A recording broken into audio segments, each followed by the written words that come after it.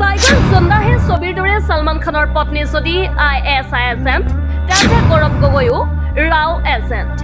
বৰক্ষেত্ৰৰ বিধায়ক দিগন্ত বৰ্মনৰ ঘৰত গৌৰৱ গগৈ।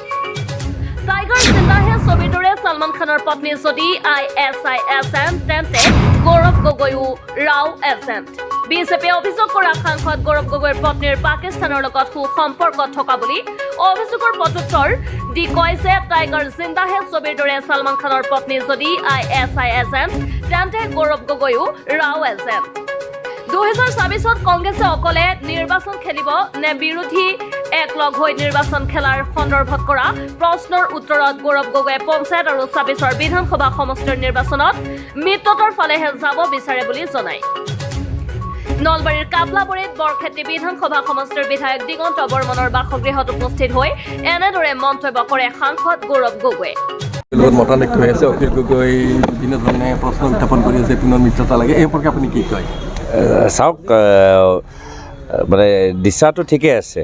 আমি মিত্ৰতাৰ ফালেহে আমি যাবলৈ বিচাৰোঁ আৰু নিশ্চয় এই সন্দৰ্ভত আমাৰ সভাপতি মহোদয় ভূপেন বৰা ডাঙৰীয়াই বহুত সময়ত নিজৰ কথাখিনি ব্যক্ত কৰিছে। যিখিনি কথা আমি নিজৰ ভিতৰত আলোচনা কৰিছোঁ সেইখিনিয়ে কথা তেওঁলোকে ৰাজহুৱাভাৱে সাংবাদিকসকলৰ জৰিয়তে কথাখিনি কৈছে। আমি বিচাৰোঁ যে আমি যেতিয়া গাড়ীখন চলাওঁ, গাড়ীখন বেছি ফাষ্ট চলালে আমাৰ অলপ কেতিয়াবা ভুলত এক্সিডেণ্ট হৈ যায়।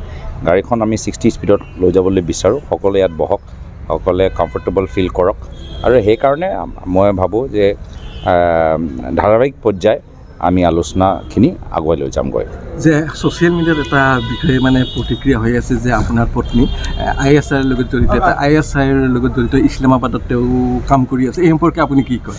চাওক, মই মোৰ যোৰহাট লোকসভা নিৰ্বাচনত মোৰ নিৰ্বাচনৰ প্ৰায় একমাহ আগত এইবোৰ চব কথা, এনেধৰণৰ কথা, এইবোৰ চব নহয়, নতুন নতুন কথা লাগেতো নিৰ্বাচনত।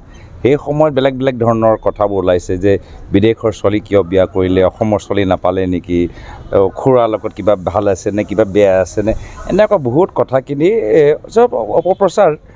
কিন্তু নিৰ্বাচনৰ সময়ত স্বাভাৱিক, সেই নিৰ্বাচনৰ একমাহ আগতে প্ৰকাশ হ'ল আৰু তাৰ ফলটো যোৰহাটৰ ৰাইজে দিলে।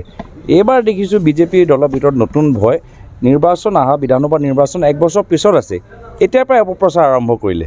এইবাৰ বেছি তেওঁলোকে শংকিত হৈছে নেকি, যিহেতু ৰাইজৰ তেওঁলোকৰ প্ৰতি মোহভংগ হৈছে, তেওঁলোকে গম পাইছে, যাৰ ফলত পঞ্চায়ত নিৰ্বাচন পাতিবলৈ তেওঁলোকে সাহস কৰা নাই, এটা পিছত এটা তেওঁলোকে কাৰণ দেখাই আছে। আৰু মই ভাবোঁ বিশেষকৈ মুখ্যমন্ত্ৰী মহোদয় যেতিয়াৰ পৰা বিজেপি দলৰ নতুন সভাপতি দিলীপ শইকীয়া ডাঙৰীয়া সভাপতিত্ব ল'লে, তেতিয়াৰ পৰা আৰু তেওঁলোকে শংকিত হৈ গৈছে, গম পাইছে যে তেওঁ পৰিয়ালৰ কিছু ডেফামেশ্যন কেছ, এইবোৰ চব বাতৰি দিল্লীত কাণত পৰিছে।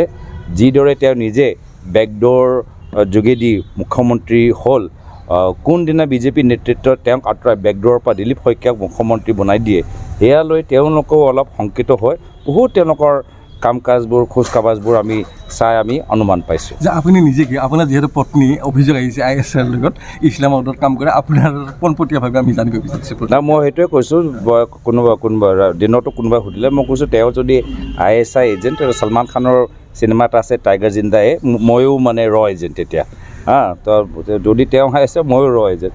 এইবোৰ চব অপপ্ৰচাৰ, মনোৰঞ্জন, অসমৰ জনসাধাৰণ চব কথা ভালদৰে জানে আৰু অসমৰ জনসাধাৰণ আজি তেওঁৰ বিবেক শক্তিৰ ওপৰত মোৰ বিশ্বাস আছে, তেওঁলোকৰ ওপৰত মই এৰি দিছোঁ। যে 12 বছৰ ধৰি আপোনাৰ পত্নীয়ে নাগৰিকত্ব লোৱা নাই, যে চিটিজেনশ্বিপ লোৱা নাই, ভাৰতৰ নাগৰিকত্ব, এই সম্পৰ্কে কি কয়?